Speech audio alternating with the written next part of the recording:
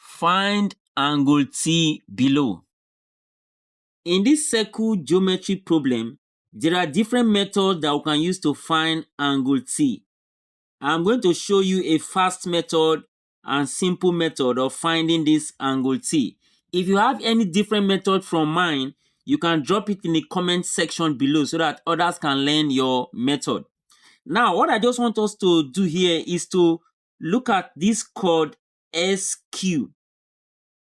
This chord SQ here, it makes this angle with the tangent. It makes this angle with this tangent PQ.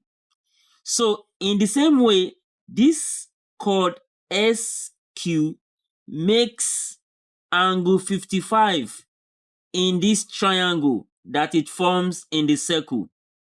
So, anytime you have a situation where a chord makes a particular angle with a tangent, and that same chord makes an angle inside the triangle that it forms. So the angle formed by this chord inside the triangle is equal to the angle that the same chord makes with the tangent. So that means this angle is 55 degrees. And the theorem there is that angles in alternate segments are equal. Angles in alternate segments are equal. Now, don't forget that two lines or two tangents from the same external point are equal. That's another theorem to remember. That two tangents from the same external point, this is the external point P, those two tangents will be equal. So that means this line is equal to this line, making this triangle an isosceles triangle. And the base angle of an isosceles triangle are equal.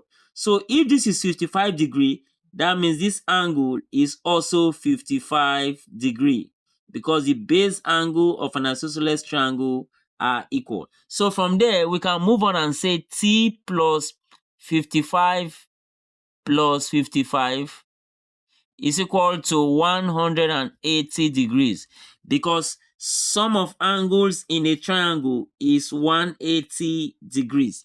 So that T plus 55 is 110. And that will be equal to 180. So T will be equal to 180.